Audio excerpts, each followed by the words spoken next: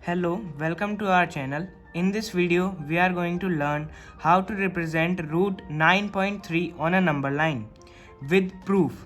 So let's start. हमको root 9.3 को एक नंबर लाइन पर रिप्रेजेंट करना है, तो सबसे पहले हमें 9.3 यूनिट की एक लाइन बनानी होगी।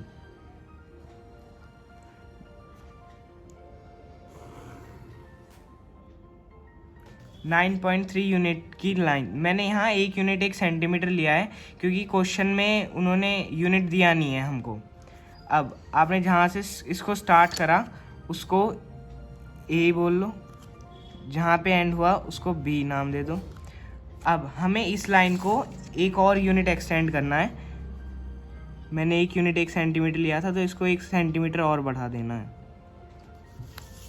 अब इस पॉइंट को आप सी नाम रख दो। तो अब हमें क्या करना है, अब हमें इस लाइन को परपेंडिकुलरली बाइसेक्ट करना है।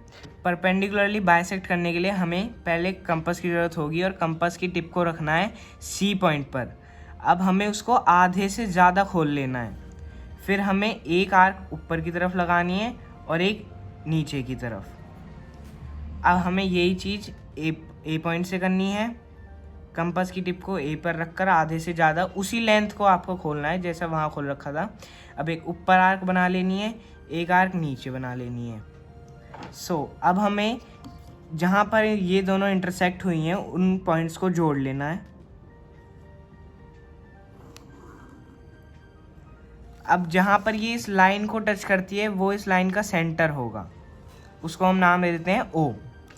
तो अब हमें क्या करना है, अब हमें इसके सेंटर पर कंपास की टिप रखकर इसको ए तक खोलना है पेंसिल को, और अब एक सेमी सर्कल ड्रॉ करना है।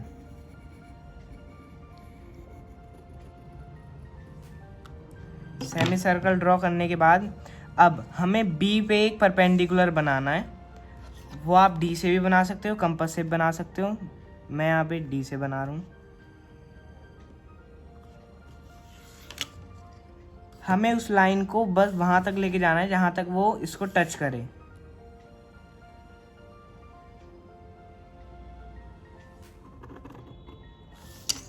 तो अब जो हमारी इसकी लेंथ आई होगी वो होगी रूट 9.3।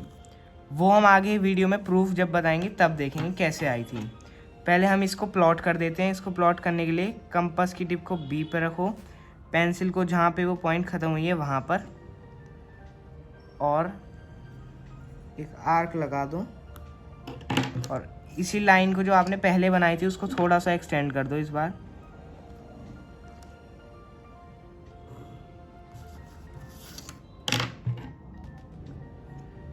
जो ऊपर पॉइंट था उसको आप रख दो नाम डी, और जहाँ पे ये टच हुई है उसको आप नाम रख दो ई। ठीक है, तो हमें ये तो पता चल गई कि ये थी, हमने इसको प्लॉट करा था। तो जो बी ई की लेंथ होगी वो भी रूट 9.3 होगी। हमारा यहाँ पर आया B D is equal to B E, और ये दोनों ही बराबर हैं रूट 9.3 के। तो इसका अब हम प्रूफ देखते हैं। जो ए भी बराबर है वो हमने लाइन खींची थी 9.3 सेंटीमीटर की, तो उसके बराबर है। अब जो हमारा ए सी बराबर होगा वो बराबर होगा A B plus B C. जो हमारा ए बी था वो था 9.3 और बी सी हमने लिया था 1 यूनिट, यानी 1 + 1 इज इक्वल टू 10.3। जो हमारा इस पूरे सेमी सर्कल का डायमीटर आ गया वो आ गया 10.3। ठीक है, अब इसका जो रेडियस होगा वो होगा 10.3/2 इज इक्वल टू 5.15। ठीक है, अब हम यहाँ पर एक काम करते हैं, डी और ओ को ज्वाइन कर लेते हैं। ये अब यहाँ पे एक राइट एंगल ट्रायंगल है। अब हम यहाँ पे पाइथागोरस थ्योरम लगा सकते हैं। तो हमें ये अभी ये सेंटर से शुरू होके पूरा एंड तक गया है, तो ये इस पूरे सेमी सर्कल का रेडियस है। हमने निकाला, रेडियस है 5.15 के बराबर, तो इसकी लेंथ भी होगी 5.15। सो जो हमारा ओ बी होगा, ओ बी बराबर होगा हमारा, देखो जो ओ सी है वो भी इसका रेडियस है ना, तो वो होगा ओ सी माइनस बी सी। अब ऐसा वो क्यों होगा, क्योंकि रेडियस हमारा 5.15 है। रेडियस में हमने इसकी लेंथ ली थी, वो थी 1 यूनिट, तो इसे माइनस करके हमारे पास ये आ जाएगा। तो ओ भी हमारा इक्वल टू हो जाएगा 4.15 के। तो अब हम यहाँ पे इसकी वैल्यू 4.15 लिख लेते हैं। अभी हम इस परपेंडिकुलर जो हमने बनाया था इसको रख लेते हैं x। तो अब हम यहाँ पे पाइथागोरस थ्योरम लगा देते हैं। In triangle O B D,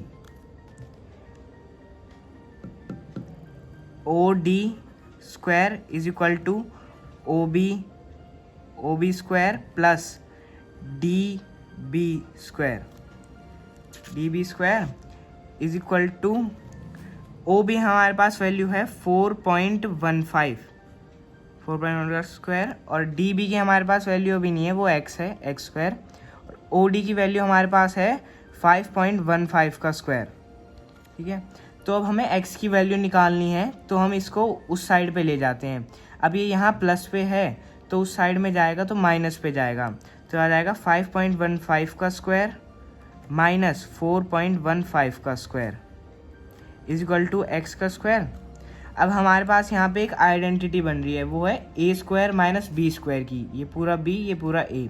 तो हम इसको खोल लेते हैं, खोल के होता है A plus B A minus B, तो वो हम कर लेते हैं 5.15 ए प्लस बी 4 और ए माइनस बी, ये बराबर हो जाएगा एक्स स्क्वायर के। अब हम इसको यहाँ प्लस करते हैं तो ये आता है 9.3, और ये माइनस करके हमारे पास अब बचता है 1 is equal to x square. तो यहाँ पे आ जाएगा 9.3 रूट के अंदर इज इक्वल टू एक्स। तो ये आपने देखा, हमने इसको प्रूव कर दिया कि उसकी लेंथ ऐसे कैसे आई थी। तो हम एक बार समझ लेते हैं हमने इस पूरे क्वेश्चन में करा क्या। सबसे पहले हमने ए और बी एक लाइन बनाई जिसकी लेंथ हमने ली 9.3 सेंटीमीटर। हमने सेंटीमीटर इसलिए हमारा यूनिट लिया क्योंकि क्वेश्चन में यूनिट ऐसे बताया नहीं था।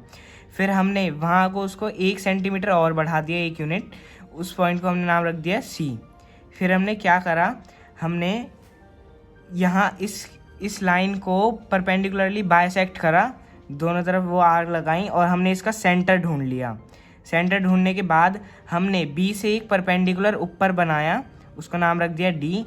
तो अब जो हमारा ये बी डी आया था लेंथ, वो आई थी रूट 9.3 के बराबर।